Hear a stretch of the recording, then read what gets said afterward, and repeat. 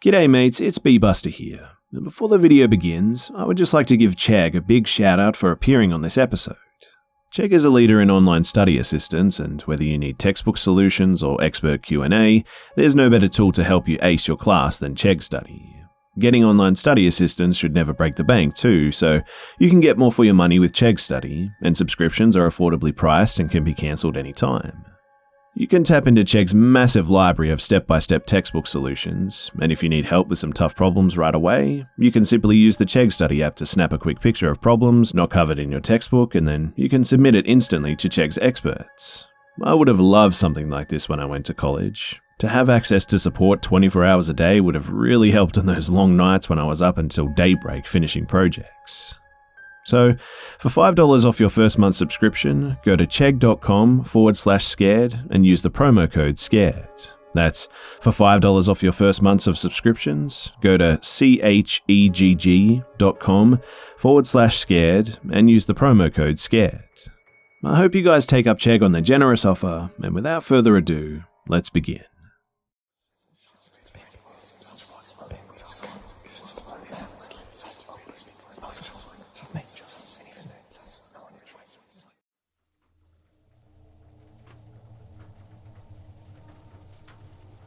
This took place in 2007. I know that because I was in the 4th grade and I was 9 at the time. We live in a large neighbourhood, and at that time it was surrounded by farmland. My house is a 1-story house, and when you stand in the doorway of my room you can see the front door, the kitchen on the left, and my brother's room straight ahead.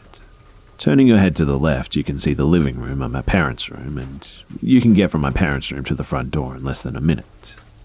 Now, for a while, we'd been getting calls from jail. We had a phone that had a caller ID, and for 3 times a day for a week, our phone would call and the caller ID would say jail. We had no relations in jail at all, and so no police came to the house and there was nothing to it.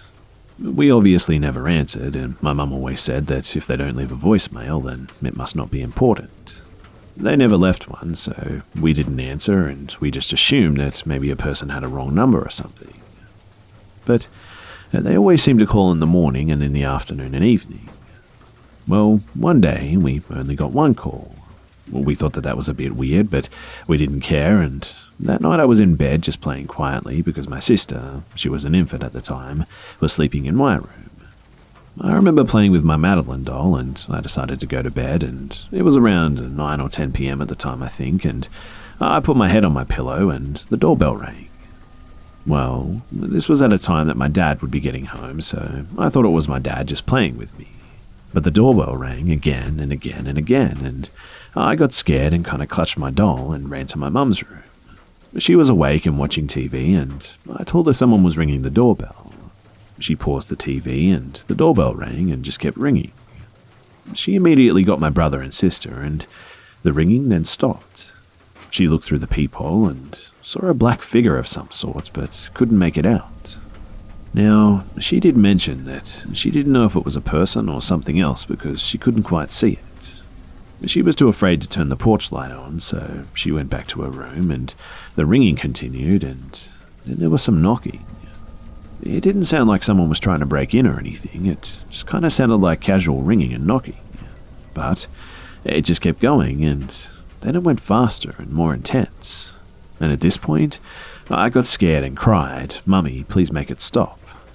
My mum called my dad to get home now, and he was 30 minutes away, and we endured intense ringing and knocking for what seemed like forever. And the longer we waited, the more vicious it sounded too. And then it just suddenly stopped. We sat in silence with the only light being the TV, and then we heard the garage open. My mum had this intense fear in her eyes as the garage went up, and she held my infant sister tightly and braced herself to protect us. And it was my dad. The strange thing is, though, is that my dad didn't see anything. His lights were on when he pulled into our street, but he drove slowly and he didn't see any car driving past him or anyone out there. My brother and I started to head back to our rooms when the ringing started again and we all froze. The ringing and the knocking continued viciously, and my dad ran towards the front door and swung it open, but no one was there. And there was nothing. My dad ran around the house too, but there was nothing.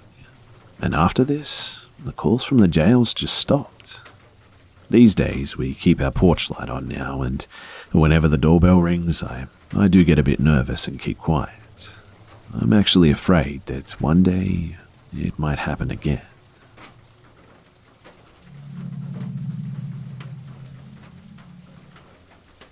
Just for context, my boyfriend and I are homeless and we live in our car. There's a road that leads to a quiet beach on the bay near some train tracks, and there's only one road to exit, so not a lot of people come down this way, unless it's for beach access, people working in the industrial plants on the road, and none of which were open, going to an AA meeting, again none of which were open at the time, or if they're sleeping in their cars as well. Nothing in the area was open except maybe a couple of bars, and even those were a good 3 to 4 blocks away. Most of the stretch of road has 8-hour parking signs, so there are usually at least a few other people camped for the night, most of whom we've seen before, but tonight there just weren't as many. Just a few vehicles taking advantage of the overnight parking, so we parked a little further up the road than we normally do, hoping to get a better internet connection. So it was a little after 12:30 a.m. and we were just relaxing, watching YouTube with the dog, starting to get sleepy when we heard a car pull up behind us with their lights off. We cover our windows totally around so that no one can see in, but we can peek out if we move the blanket and we can see the headlights from a car passing or approaching. And my boyfriend said it was a van and we didn't think much of it and just kept trying to watch our show, annoyed with the spotty Wi-Fi connection. But there was a few words exchanged on what sounded like was the other side of the street, not behind us, when the van pulled up, and it sounded like there were maybe 3 or 4 people. A little bit later the van drove off, but then we heard a knock on my side of the window, the driver's side. We shut off the volume on the laptop and called out, "Yeah," but there was silence. So we called out, "Can we help you?" but again there was nothing. It was then that I realized that my door was actually unlocked, so I quickly locked it. After about 30 seconds of quiet, I pulled open the cover and no one was there. However, there are sometimes bums that walk around here, so they could have thought that we were someone else. It was silent for a while, and then we could see in the light of the street lamp, through the crack on the sun reflector covering the front shield, the silhouette of someone walking around the front of the car, slowly. It was another solid minute after we saw the movement before we heard a quieter tapping on the passenger side window. This time my boyfriend pulled the cover down almost right away, and again we didn't see who it was. Right after this there was another knock on my side again, and it was right about now that we realized that there were more than 2 people out there.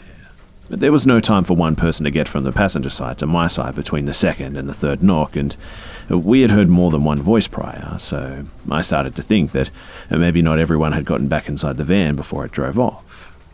So, after the third knock, I pulled my window cover down again, almost all the way, super annoyed and on edge by now.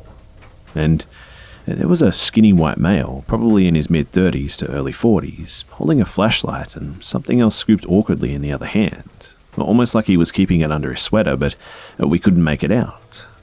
The windows were steamed up from us breathing inside with the window shut tight, so it was really difficult to see out, but he said, "Hey, I need a jump." That was interesting, since there are no stores nearby and no reason to be down here at 1 a.m, so we said, "Sorry, we're just about to take off, we're in a rush." He got frustrated and whined, "Come on, I've been down here for hours." Okay. If he'd been down here for hours, though, why did he not, A, ask us to help him about 45 minutes prior when we pulled up, parked, let our dog out to eat, go potty and all that, and get our bed set up? Or B, attempt to start the car at any point? We never heard a motor rev up, or an attempt to turn the engine, or even the jingling of keys or anything. Another reason this creeped me out is that I could only see him, and he said, "I need a jump. I've been down here for hours," when I could clearly hear that there were more than one person around. But we couldn't see them. And for one reason or another, they were standing out of view and not making themselves known. After this, though, he grumbled and went across the street to a white car with black rims that we had seen before, but not associated with him. And I just got this awful feeling in my gut, and even though all the windows were steamed up, I started the car and told my boyfriend to start wiping the window so that I could see, and I just started driving. We could feel that there was just something sinister about the whole situation, and for one reason or another, they were trying to get us to open a door or a window. And when that didn't work, they didn't respond because they didn't have a good reason made up yet. So after a couple of attempts to get us to open the door, they gave us the sob story, hoping we would get out of the car so that they could either steal the car while we were trying to help them, or get my boyfriend, either him directly or so that they could get to me, or they were going to rob us for the laptop, which I'm sure they could hear and see the glow of the screen. The possibilities at this point are unsettling and endless. Or maybe he was just a guy who happened to need a jump at 1 a.m., nowhere near any stores or houses, and I'm the jerk that left some poor guy down there on the side of the road, right? Well, we drove to McDonald's to eat something and parked in the back driveway of someone we knew so that we weren't right out in the open anymore. The lock on our trunk recently broke and is held together only with a bungee cord, with most of our belongings inside, so it worries me that it could make us an easier target for thieves. The next morning we were down there again, and the white car with the black rims was still there, only now the back window was busted out and the man was nowhere in sight. And in hindsight, I think it never was his car to begin with. I think all of those people came in the van and one of them drove off so that the rest of them could rob someone outright, or so that they could break into the parked cars on the side of the street when no one was in them. It was really stressful, and my boyfriend has been rattled for days. We were nervous to park in the same spot, so we're now looking to rent a residential driveway to park at night where we won't be so vulnerable. My boyfriend teased the dog for not barking, but I think it was very intuitive of him because if we needed to pretend that we weren't inside of the car, we would have been able to do so. Maybe it would have scared them right off, though. I'm not too sure. But I like knowing that he'll wait and watch me to know what to do in stressful situations. I'm just so relieved, though, that I was not down there by myself. Even the two of us together were pretty nervous, knowing that we were likely outnumbered, but if it were just a 120-pound female like myself in the car alone, I'm worried that they would have been a bit more aggressive about getting the door opened. Sometimes I think I watch too many murder investigation shows and conspiracy theory videos that make me paranoid. Maybe it's the fact that my grandfather was a homicide detective for 30 years in the same area, and I grew up with him constantly warning me of the dangers that lurk in the dark and what can happen to a person. He taught me that real monsters, they're not boogeymen. They are just plain men.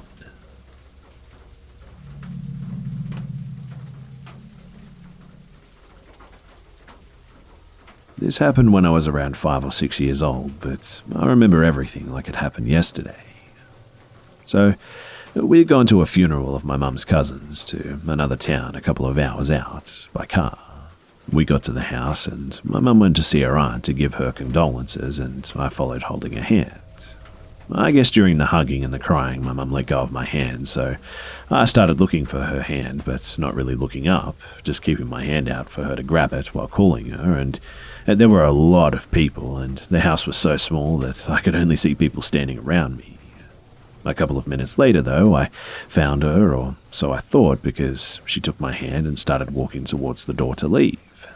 I thought to myself as I was putting on my shoes, wow, we came such a long drive to be here for only 5 minutes, which led me to look up at the lady holding my hand, and I instantly realized that it wasn't my mum. They had both been wearing black coats at the time, and so I hadn't noticed, but as soon as I did, I said, "Oh, you're not my mum," and snatched my hand back and ran towards the room that I'd lost my mum at. Honestly, at that age, I left it at that and just thought, oh, how funny, I held the wrong lady's hand, while thinking it was my mum.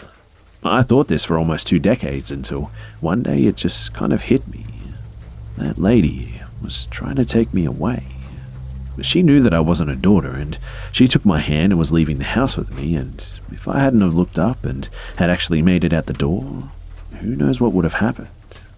It was creepy too, because she never said a word to me from the beginning to the end. And to this day, I still have no idea who that was.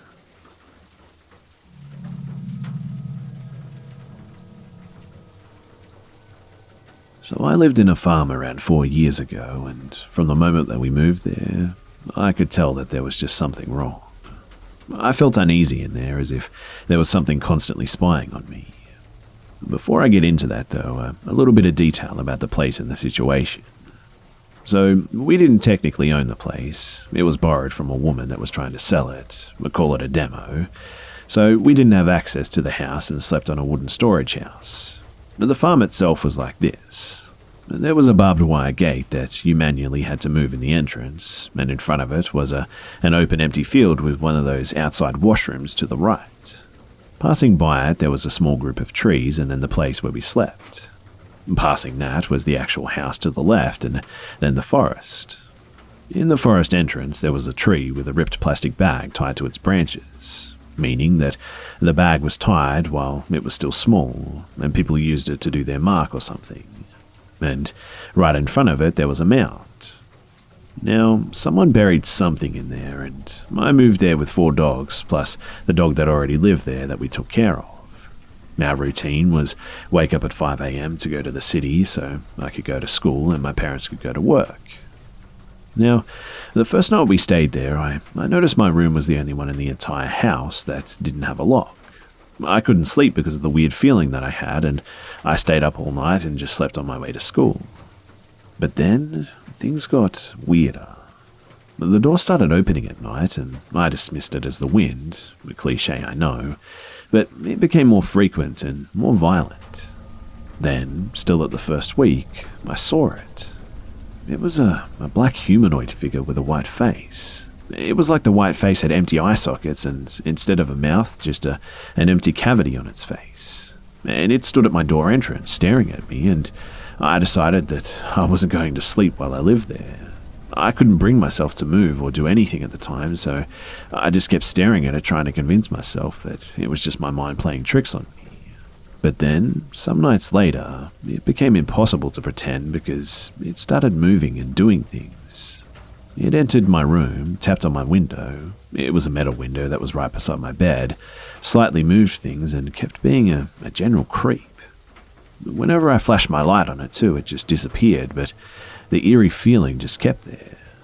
I started keeping a flashlight in my room and playing music to keep myself awake and calm, and eventually I started to fall asleep during the day, and in those days I always woke up with headaches and the feeling my eyes had been pushed into my skull, and I always woke up with pain. Eventually my parents got security cameras because while we were in the city, some people entered the place to go fishing, and there was a shortcut to the neighbouring farm's lake through our forest. This is important because of the next part. So one day, my aunt went to visit. She had some just really weird superstitions and said that the place had gold buried in it for some reason or another, and she went to the forest and saw the mound under the marked tree and talked about it before. She said that it was a good idea to unbury it, and so we did. But that was a really bad idea. I was digging it, and I need to describe what happened now very well to pass the feeling, so bear with me. Now, there's a certain feel of digging dirt that differs from rocks or mud or clay. I learned this that day as I dug that hole. Then, after going through a small layer of fragmented rocks, I hit something soft and resistant that felt like leather. I hit it harder and pushed through it, and immediately after it, there was something hard with a complex and detailed shape. I tried to break through it since my aunt insisted that it was protection for the gold, and my parents were just whipping me into helping her, but it was no use. And it occupied most of the area of the hole, so we couldn't dig around it. It was kind of like the hole was made specifically to bury it or something. My aunt then said that she would cover the hole, but she never did and just went home. And that night was absolute hell. There was no tapping on the window, but there was strong banging instead. The thing kept entering my room non-stop, and even the flashlight wasn't working now. I had to stay awake feeling everything pressuring me, and my door wouldn't close, and this thing would make noise, and this thing would be there just staring at me every time. Now, the part that makes the security cameras important is that they stopped working the moment it all started. There were 4 cameras, one pointing to the front of the house, one pointing to the washroom, one on the back that showed my window, and one pointed to the forest. That morning I went to check the camera footage, and All the cameras had stopped working except for the one pointing to the forest. There was only static for the other three, but that one just had a small blur on it. And after that night, the thing just never appeared again. I still couldn't sleep because of fear, but it never actually showed up, and things got a lot calmer after that. We moved some time after that, but I always think about it, even now, 4 years later. It was just too real, and there were things that were noticed by other people too. I especially keep thinking about the thing that we hit while digging and how that night was just the worst. And I just keep asking myself if maybe we found a body or some sort of haunted thing that was hidden down there.